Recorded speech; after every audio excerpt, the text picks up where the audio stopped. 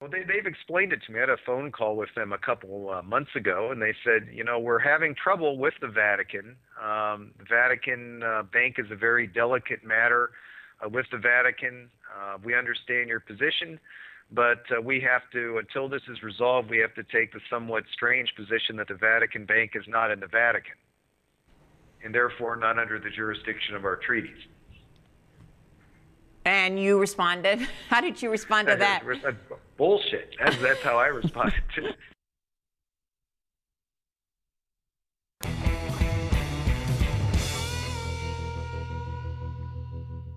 Hi, I'm Alison Hope Weiner, and welcome to another episode of Media Mayhem. In the interest of continuing our in-depth look with experts at the Catholic Church and their legal problems and the ability to hold them responsible legally for not just sexual abuse, but there have been other lawsuits brought against the Catholic Church long before the scandal over priests sexually abusing children broke. And today we have with us a really special guest coming to us from South Carolina, from Hilton Head Island. His name is Dr. Jonathan Levy. He's an attorney who's licensed to practice both in California, here in Los Angeles, and also in the District of Columbia. And he is the lawyer who brought the first lawsuits against the Vatican for crimes or for activity and stealing, lawsuits related to banking, insurance, and slave labor matters. The lawsuits that were brought against the Vatican involved the stealing of money and property from victims during the Holocaust and the Second World War. So I want to welcome you to the show, Jonathan.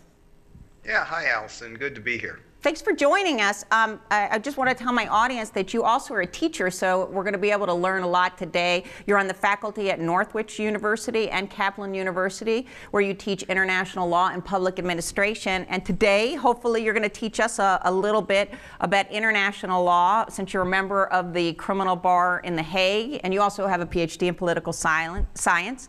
Let's start first with the famous case that you first sued the Vatican in Alperin versus Vatican Bank, which you argued from 1999 to 2009 before it was dismissed on the grounds that the Vatican Bank is immune from U.S. lawsuits because it's an organ of the Holy See and because there wasn't enough evidence that the gold that you were seeking was controlled by the Vatican Bank was still in the United States. So let me just break it down. I'm sorry, it's a little bit confusing, but could you give us an overview of that case and really what the history was and what wrongs you were seeking, what redress you were seeking in Alperin versus Vatican Bank?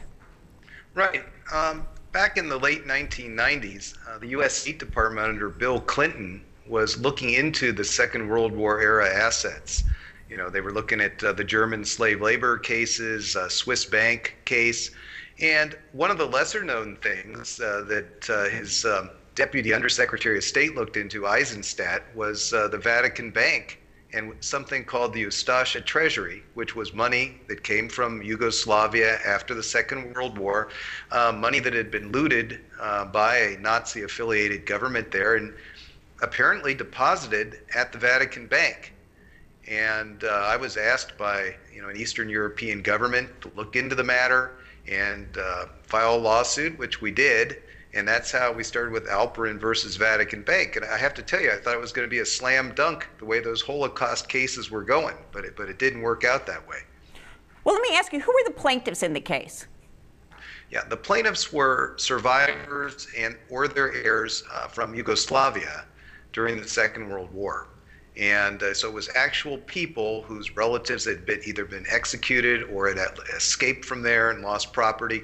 But the interesting thing is, although some of the survivors were Jewish, the majority of people killed during the Second World War in Croatia because of religious belief were actually Serbs, Orthodox Christians. So it did not fit the paradigm of what we think of as a Holocaust-era lawsuit. But there was a genocide against these people, these Serbians. There was. That's right. Genocide against Serbs, Roma, and Jews in Croatia. And did you have support? I know that a lot of the lawsuits involving art and Holocaust money were supported by the Jewish community. Was there support for this lawsuit? No, there was not support for this lawsuit, and there were a couple of reasons for that. One, I also represented the government of Ukraine in the Second World War slave labor and Swiss bank process, and frankly, there was a lot of animosity by the Jewish groups toward non-Jewish Holocaust survivors. They didn't. There was a big argument over money, and naturally, it translated over to the lawsuit against the Vatican. In fact, we took a lot of heat for that because it was not affiliated with, say, the World Jewish Congress or any of the people who generally control those things. So not only did we not get support, but we got a lot of pushback saying, oh, really? Okay. Was there? Sorry, go ahead. Yeah, they told us it's the wrong way to do it. They told you it was the wrong way to do it because they objected to the fact that it didn't focus on Jewish victims of the Holocaust? I think they didn't want to take the Vatican on. I mean, let's face it. We've had all these things come out about Pope Pius and all the rest of it, but we've never seen any of the Jewish organizations actually go toe-to-toe with the Vatican. They just haven't done it, and they never will. And basically your contention was, I mean, just to put it in some sort of context, that the Vatican took money and laundered it through, took this money that was stolen from the Serbs that were killed and laundered it through the Vatican Bank, and you attempted to sue the bank to get that money back? Right. We knew actually what accounts it went into. We actually had a good idea. It went into the Franciscan Orders account, an account for the what was called the Papal College of San Girolamo, the Diocese of Zagreb, and so on and so forth. And we wanted an accounting of those Vatican Bank accounts. That's what we were looking for, is essentially an accounting. But of course, in order to get an accounting, you have to show some damages. So that's, part of it. So where did the lawsuit fail specifically? Right. We got off to a great start because the Vatican was not used to being sued. No one had actually had the nerve to sue those guys prior to that. If there had been lawsuits, they've been, more or less pro se kind of crank lawsuits. So how do you serve the Vatican legal process? As you know, they're not a member of the Hague Convention, so you can't go knock on the door of the Vatican Bank. So we mailed them a registered letter, and we got back a note from the president of the Vatican Bank saying, "Here, take your lawsuit back. We don't want it." So we went to the court and said, "It looks like they're served," and they had to hire an attorney and come into court and begin filing motions to dismiss. And because there wasn't a lot of law about this, it essentially took them 10 years to get out of there on grounds of sovereign immunity. And okay, and what is the basis, even though the Vatican has diplomatic relations with most of the world, including the Palestinian state, which Israel, other people don't recognize, how do they claim to have, how can they have these international diplomatic relations and not have any kind of legal reciprocity where they could be sued? Yeah, well, the Vatican's famous for that. As you know, they have these, triple redundancies. I mean, even trying to figure out which Vatican bank it was. I mean, there actually at times have been 3 different financial institutions operating within the Vatican. The one we sued is called the Institute for Religious Works, which is commonly known as the Vatican Bank, but there's other financial institutions there too. So how do they get away with it? Because they're the Vatican, and to this day, people will go there and essentially kiss their boots, in the hopes that they're not going to enrage Catholic voters, and that's what it's all about. So politics. So it is politics. I mean, basically, what you're saying, and I think it's something that people are seeing with the sexual abuse cases, that they're politically protected in this country, and a powerful political force here, and that any lawsuit starting here has to get through that sort of political power base, even before you get to the Vatican. Right. Yeah. You got to convince a federal judge. And federal judges, as you know, they're pretty risk adverse. I mean, they're not looking for contentious cases like that. So they may play with you and toy with you for a while, like happened with us, but eventually they'll show you the door on something that's a real hot case like that. So it's difficult, and I don't think, in my personal opinion, that even though we recognize the Vatican because of the sort of things they do, launder money, cover up abuse cases, all sorts of crimes, I think that voids any immunity they should have. But the courts have pretty much backed the Vatican up on this matter of immunity. Let's talk about what actually happened here, because you gave a speech it was something that we were looking at, to the Serbian Unity Congress in 2000, in October of 2000, and you said that this Ustashi movement during World War II stole immense wealth from its victims. And I guess, is that a group of people working with the Nazis against? I mean, who exactly was the Ustashi movement? Right. The Ustasha movement was one of these Eastern European fascist organizations, like the Arrow Cross in Hungary or the Iron Guard in Romania, that were they were essentially fascist allies of the Germans. And as the Germans took over these countries like Yugoslavia, if they had affiliated organizations who were just as bad as the Nazis, they handed over the local governance to these sort of groups. So that's who the Ustasha were. They were recognized as the government of Croatia by the Axis. And they made sure, that you said in your speech, that the war criminals, Pavlik and Artur Kovic and many others, made sure that the Serb property was seized right down to the gold teeth and wedding rings of concentration camp victims. And as the war was winding down, the Ustashi financial apparatus was gearing up. And they were positioned in Rome and Switzerland, and bank accounts were opened with the Swiss National Bank. So as Zagreb was liberated, you said, then the war criminals fled to Austria with an immense treasure of gold, silver, jewels, and currency worth tens of millions. And when they reached Italy, they got help from this Franciscan order that you were talking about in terms of safe houses, forged papers, and money. Now, where did you get the evidence of this? And I mean, how did you know about this laundering and cover-up and stealing, and the role that the Vatican played in it? Right. Well, it's well documented, by the historians. However, we also have the benefit of the only witness, a fellow by the name of William Gowan, who investigated the Ustasha in 1946, 1947 in Rome as a special agent for Army counterintelligence. And Bill's still alive, lives in New York, and he debriefed these Ustasha who were hanging out in Rome, investigated, why they were there, why they weren't being arrested for war crimes, and he had the whole story on it.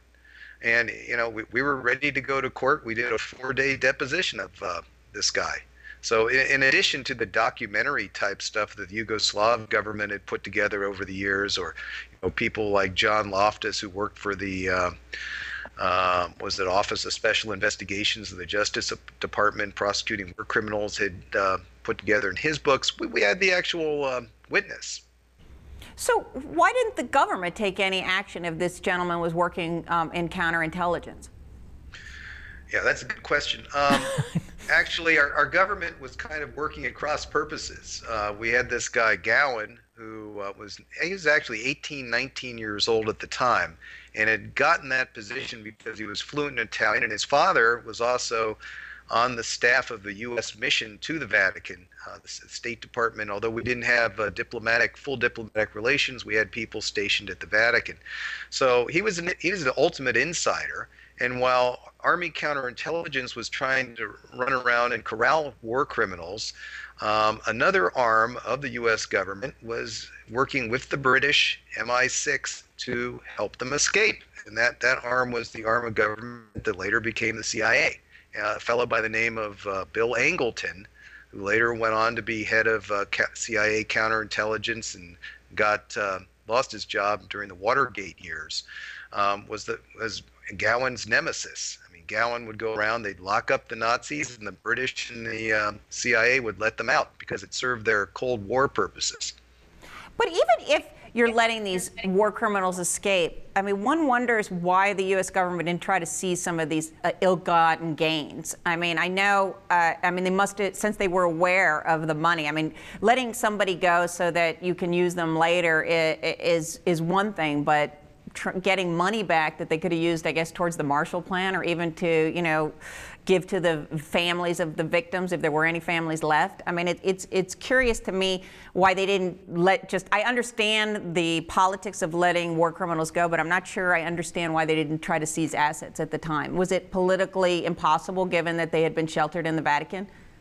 Yeah, well, two reasons, of course. Once that money was deposited in the Vatican, and it was deposited there via a 10-truck convoy that drove up there and deposited it in 1946, is one problem. It created a diplomatic problem. But the other thing is the Vatican Bank over the years has been used as a financial staging area in the Cold War. So the money that was deposited in there was to be used to fund anti-Tito operations, anti-communist operations. And some of that money actually hung around until the breakup of Yugoslavia in the 1990s.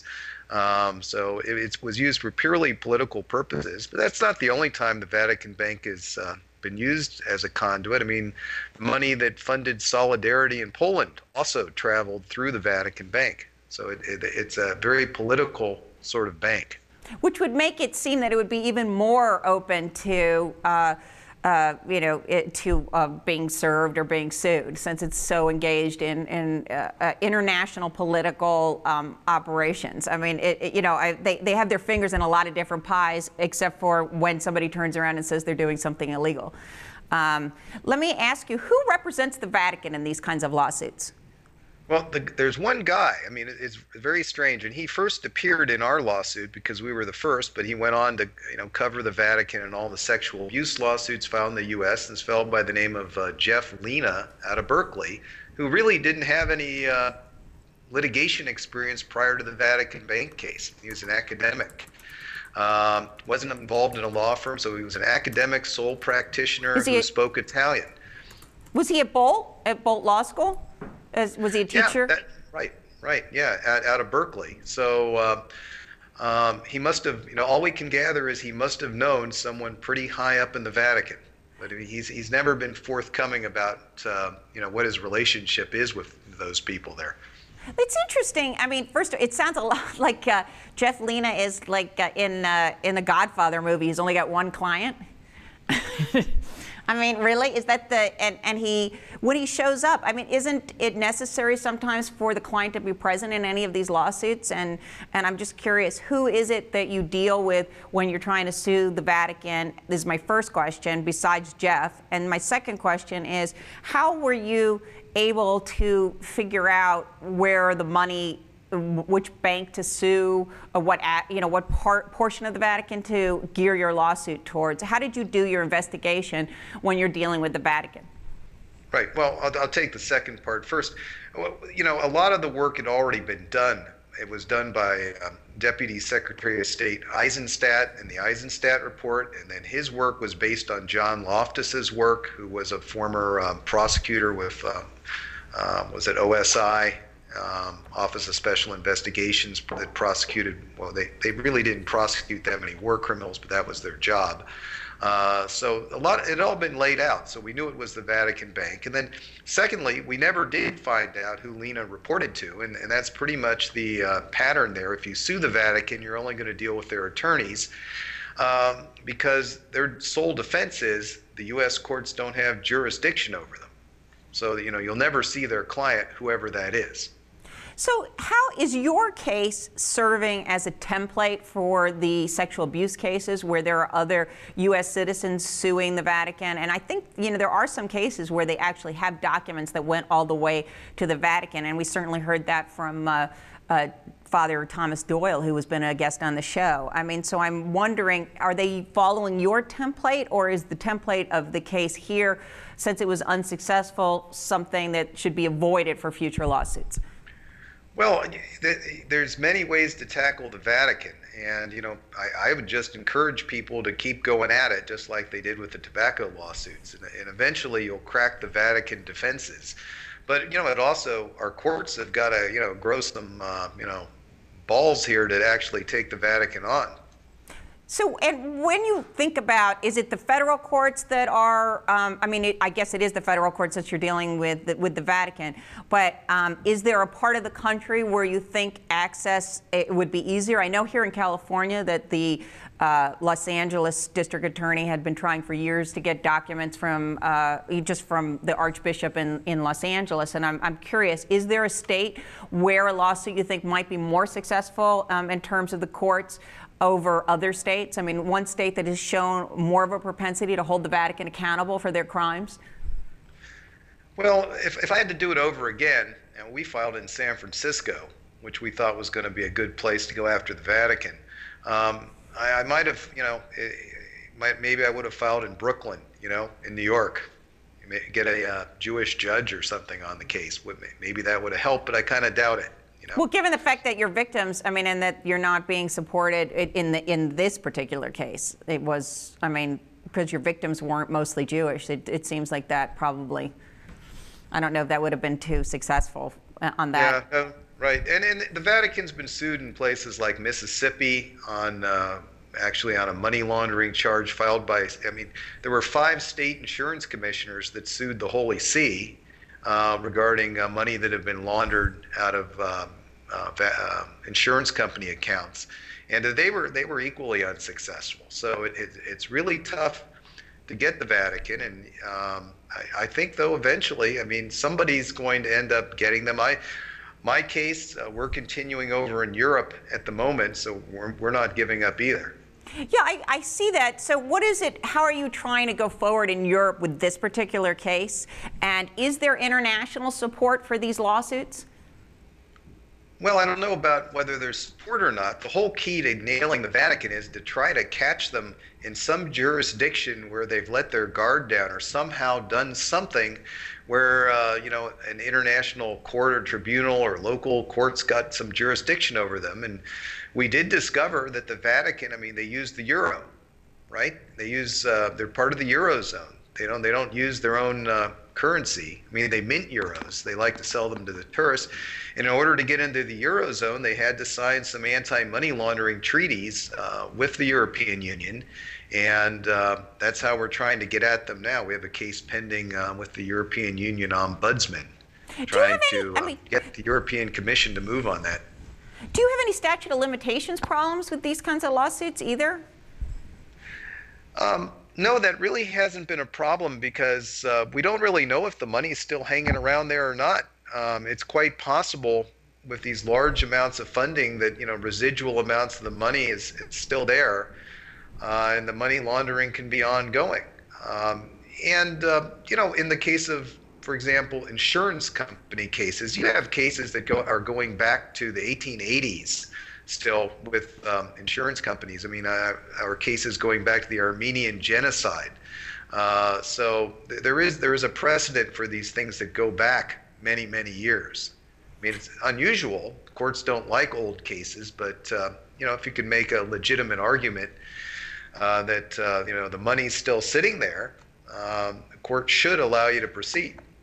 So let me ask you this: given the fact that we are in the timing of this interview is interesting in the sense that we have the cardinals meeting in Rome to elect a new pope and the pope's resignation, and I'm wondering if you think that this scandal, maybe the scandal involving the laundering of money on behalf of the mafia, the sexual abuse scandal, if you think that your particular lawsuits and the scandal involving the Serbs has played any part in what's going on in Rome right now?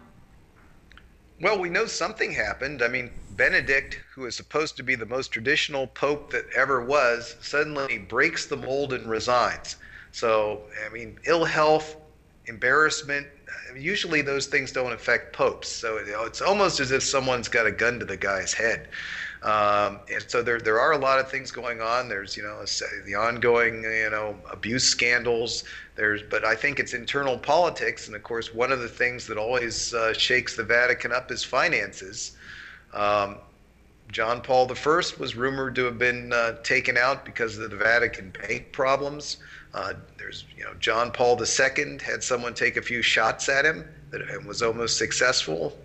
And there's, as you say, there's ongoing mafia stuff with Benedict in the Vatican Bank. He had his secret documents taken out of his safe. So who knows what's going on there? Yeah, I'm curious. Did you take a look into the book? I don't know if you read The Secret Papers of Pope Benedict the 16th, based on the VatiLeaks documents, and the journalist Newsy reported that the Vatican Bank, with some $8.3 billion in assets, had laundered approximately $280 million on behalf of the mafia. Is that something that you are using as part of your case as you try to get things up and running again in Europe? Well, it certainly helps. I mean, we're not part of the mafia thing, but the way the Vatican Bank works is it really is it's set up to launder money. I mean, they've come into court and they testify. This is what we do. If you have money, a portion of which is going for pious works, we'll take your money. So, or your movables or your immovables. So, and then move them around for you. So, and take a cut. And it's generally about 10% from what we understand. So, and the other thing that came to mind when I was looking at your case and your attempts to hold the Vatican responsible for laundering money is the fact that the U.S. and lawsuits coming from the U.S. were able to hold the Swiss banks responsible for keeping money from victims of the Holocaust. And I wonder, since there's a tie here, too, with the Swiss banks, with your case, if there's some way to get at the Vatican through lawsuits starting in Switzerland. Well, obviously, we looked at that, and well, I figured, but I just wonder what happened. Yeah, well, what happened was it was political.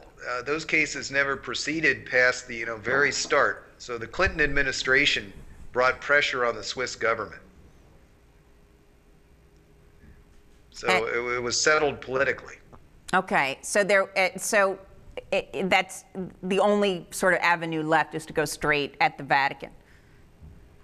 Right. I mean, the U.S. government needs to put its foot down to these guys and say, clean up your financial act and take care of the victims in these cases. But it's not going to happen. I mean, we've got a majority of Catholic judges on the Supreme Court, and the feeling is that if you insult the Vatican, Catholic voters aren't going to vote for you. Yeah, and I don't know how true that is anymore at this point. I mean, I think that their political sort of stranglehold on American society has really been damaged by the sexual abuse cases, and that many Catholics are really openly questioning the Vatican because it's so clear that the higher-ups in Italy were involved in moving these priests around, these criminals, and covering up these criminal acts of sexual assault on children. So, I mean, what do you think? I mean, do you think that it's worth trying to get another go here in the States, given the changed political climate, or do you think it hasn't changed all that much, despite the fact that there are documents showing the complicity of the higher-ups in the church in hiding criminal priests? Yeah, it's a question of when people's attitudes will change based on reality. So you take a look at these bishops and cardinals, you know what their orientation is. So, it's obvious to me. You see a guy like Cardinal Dolan, some kind of mealy-mouthed hypocrite, and they're trying to sugarcoat him, put him on there as a great guy. I wouldn't let him babysit, my kids. I don't think I'd let any of them babysit my kids. Well, I mean, seriously, it's not that everybody is a sexual abuser. It's just the fact that so many of them seem to have been complicit in covering up the criminal acts, and they don't seem to even recognize how terribly destructive a crime this is. And we've discussed that here on the show. I mean, that sexually abusing children and certainly taking money from victims of the Holocaust, really not something you'd expect a religious organization to be involved in to this day, and not to have made any kind of remuneration for what they did. But Let me move on to a different case that you handled in Canada. I'm not sure if I can pronounce it right, if you'd help me out here, but it was a very controversial case involving the Doplace orphans. Right, the Duplessis orphans. Right, and I named after the former Prime Minister of Quebec. Could you talk a little bit about that case and give a little bit of background for my audience, because it certainly was a controversial move for you to take it on. Yeah, that case was one that I didn't even know about it, but it was a huge case of institutional abuse in the province of Quebec in the 1940s and 50s and 60s, where the Catholic Church in the province of Quebec were taking money from the federal government there to house tens of thousands of orphans. However, as it turned out, these weren't really orphans. They were kids that, families, poor people had been coerced to placing in these institutions. And then of course, the usual abuses occurred in the Catholic-run institutions. Some things like even worse, medical experimentation, babies being sold, a whole gamut of really horrible crimes. And the Canadian government has taken very little interest in the case. There was some very, very limited settlement about 10 years ago. And unfortunately, no Canadian attorney will touch it. So I'm handling the case as far as trying to hold the Vatican accountable. And we're not having a huge amount of success with that, but we're trying the best we can for the remaining victims. Is the government protecting the Catholic Church in that case, the Canadian government? Yeah, absolutely. And what evidence do you have to support that conclusion? Right. Well, in this case, there were actual murders committed of these orphans, and the Canadian government won't reopen the case, cold cases, go look at them. We filed complaints with Canadian Human Rights Commission. They say go file it with the Quebec Human Rights Commission. You file it with the Quebec Human Rights Commission. They say, oh, this occurred before we were set up. Go take it back to the Canadian Human Rights Commission. So they're just passing it around. They're not interested in reopening, a huge national embarrassment. And what keeps you interested in sort of lost cause cases? I mean, what keeps you going here? And have you had some serious personal consequences from taking on cases that are so wildly unpopular or difficult?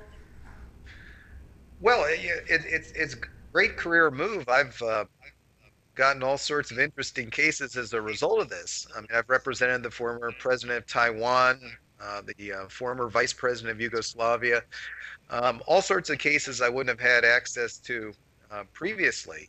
So from that point of view, it's a good career move. Also, when you're taking on organizations like the Vatican that are so well entrenched, I mean, it's not like a car accident that's going to be resolved in a year or two or three.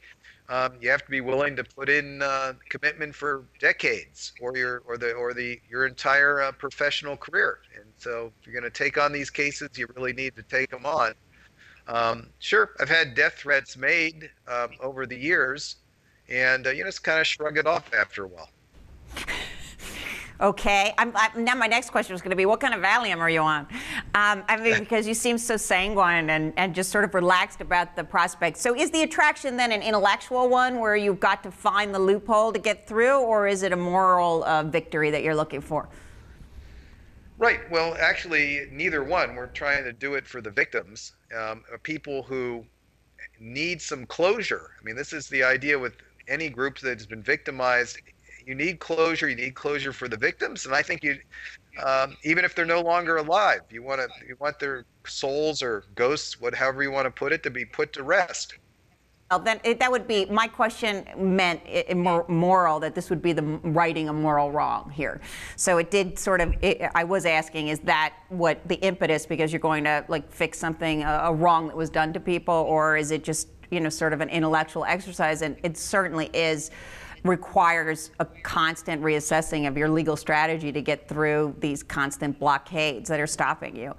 I wanted to ask you, just to switch topics a bit, how has the media played a role in either helping you to pursue justice in these unpopular or difficult cases, certainly going against the Vatican? What has the role of the media been? Has it been helpful, or has it actually played a been hurtful in terms of its response to the lawsuits. Yeah, the media is very tricky on these sort of cases. I mean, we'll get these sort of, 4 or 5 paragraph write-ups in national, international media from time to time, but no one's really done the in-depth story on this. And we've had people come out and film, people go through the, comb through the records from some really big name media outlets, and then somebody always steps on the story. It just doesn't get out there.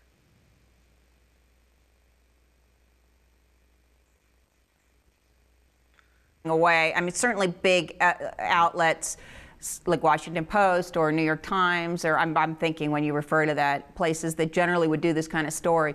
Why are they, besides, or were they giving you a couple of graphs and that's it, nothing in depth? Yeah, that's it. And I've spoken to maybe over the last 10 years, 4 or 5 people with the New York Times. I've been spending long times talking to them, and the story just never gets done.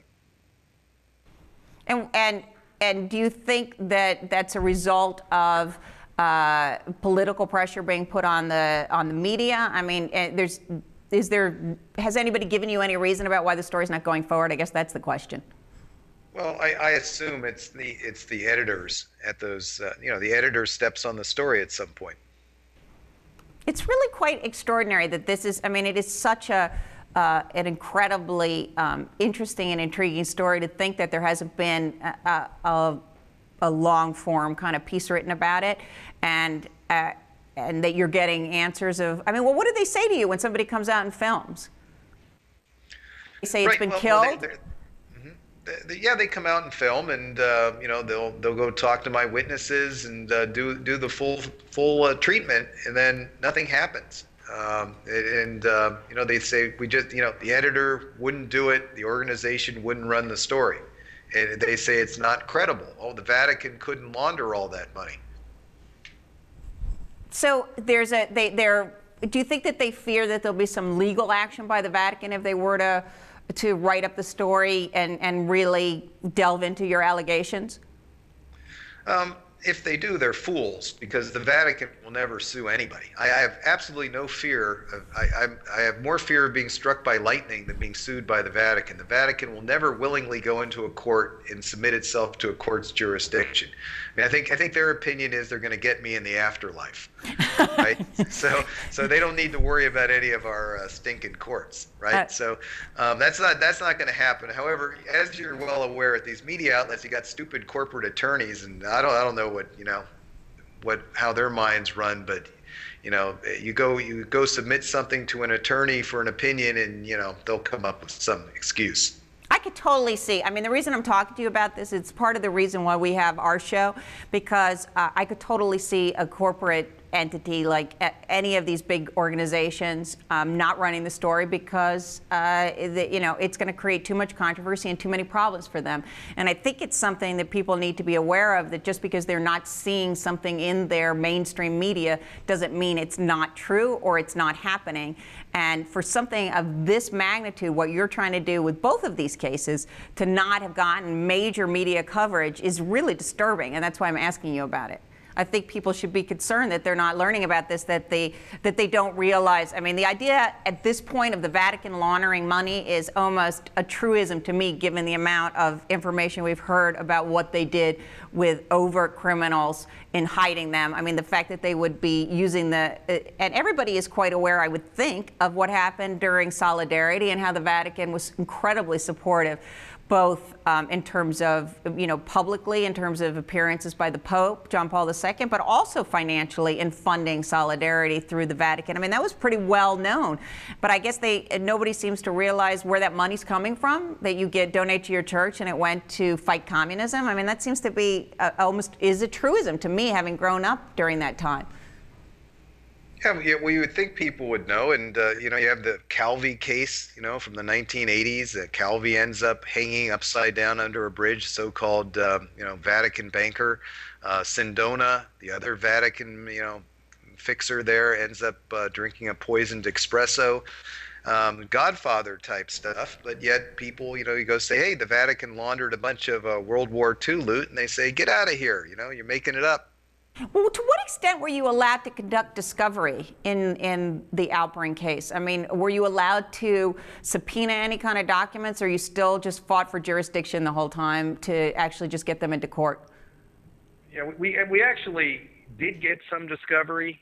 We got some out of the Franciscan order, and we were actually helped by Father Tom Doyle with that, because the Franciscan order was one of the co-defendants. So we know we know a lot about how they run. As to the Vatican Bank, they were forced to cough up some kind of self-serving declarations about what they do.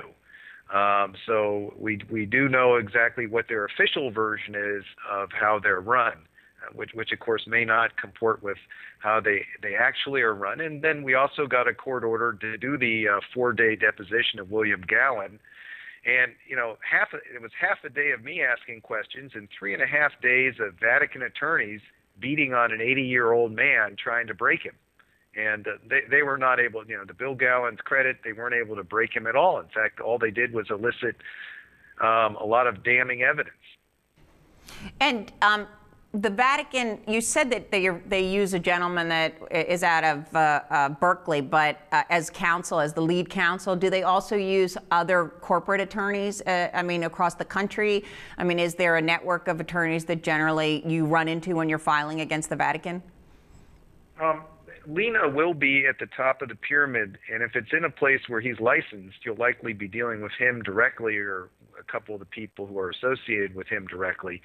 To the extent they have to use, you know, a corporate type attorney, you know, silk stocking firm, it'll still be Lena who's running the show. The question, in terms of the response from the European Commission being, you know, somewhat dismissive of your request for an investigation, I mean, why do you think that was? What was the motivation for them behaving as they did? Well, they've explained it to me. I had a phone call with them a couple months ago, and they said, you know, we're having trouble with the Vatican. The Vatican Bank is a very delicate matter with the Vatican. We understand your position, but we have to, until this is resolved, we have to take the somewhat strange position that the Vatican Bank is not in the Vatican, and therefore not under the jurisdiction of our treaties. And you responded? How did you respond to that? Bullshit. That's how I responded to it. Said, come on, Vatican Bank's not in the Vatican. But actually, I had documents signed by the Vatican Bank's Italian attorney saying, yeah, we're under the laws of the Holy See and the Vatican City State. They didn't have any comment on that, and that's when we went to the European Ombudsman and said, you know, we accused the European Commission of maladministration. So, and that's sitting there. I'm trying to get that moving. But again, there's kind of reluctance by the one section of the EU to try to hold their most powerful section, the European Commission, you know, to the law. Well, let me ask you, if people wanted to know more about these lawsuits, do you have a website that you could direct them to, or something, so that if they wanted to be supportive of your efforts to hold the Vatican accountable, is there a place for them to go to sort of be in solidarity with your efforts? Well, we have a site out there, VaticanBankClaims.com. However, you know, you can just Google my name in the Vatican, and you'll get a ton of stuff too. So, you know, just these days, just put the right words into Google, and you'll get your answers. And let me just ask you the last question, because we're kind of out of time. What is the next step for you in this lawsuit? And have you also been approached to take on lawsuits against the Vatican regarding sexual abuse by priests and the people attempting to sue the Vatican for being complicit in hiding those various priests who committed sexual abuse against children? Right. We're going to keep pressing the European Ombudsman to try to get some resolution on this case. If not, we'll probably take it to the European Union Court in Luxembourg. And I have another case pending over in London regarding a big cover-up by the UK Cabinet of some documents that's pending with an information tribunal over there. So, and I have the Doplace case, which is kind of, on hold. We're trying to pursue it directly with one of the Vatican councils. Well, what documents were covered up? What are you seeking from the cabinet in London? Are they related to the Serbian stealing of money? I mean, what documents are they? No, totally different. When Pope Benedict visited London back in 2010, an organization hired me to file a lawsuit against him And we were the only ones to do it. We sued him over there in London, and the lawsuit got stepped on by the court. I mean, we snuck it in there, got it filed, and then they went, "My God, what's this?" And they threw it out of there real fast so that before we could get the Pope served. It smelled kind of funny to us, so we started making Freedom of Information Act requests, and finally the UK cabinet fessed up that they had a policy to try to counteract all legal challenges to the Pope while he was visiting England. But of course those documents are top secret and they don't want to turn them over. That's so interesting. I would imagine that most countries, when he goes to visit, when the Pope goes to visit, probably had similar kinds of policies to make sure that he wouldn't get served or sued in any respect when he was visiting. That was probably part of the footwork that goes into a visit, especially these days before a Pope shows up in a country. Well, maybe, but England's not an officially Catholic country, and why wouldn't the Pope? I mean, he's a lawsuit magnet with all the things going on. Let him get sued. I mean, he's going to get immunity out of the courts anyway, if they wanted to spare him the embarrassment. Well, I want to thank you so much. I mean, I think, you would think that going to London would be the best place to where you would find people not particularly receptive to the Catholic Church in the land of Henry VIII. But what do you get? I thought it's an interesting try. But I want to thank you so much for coming on the show and explaining the lawsuit. I don't think it's particularly complicated, but I think it's something that the media should be covering, and I think it's something that came even before the sexual abuse lawsuits against the Vatican, and you're kind of paving the way to hold them responsible for what you allege, their illegal activities. So I think you're kind of fighting the good fight, and I appreciate all the work that you're doing, and I really appreciate you coming on the show, and hope you'll join us next time with some good news. Okay, thank you, Allison. Okay, thanks so much. And thank you to everybody for watching.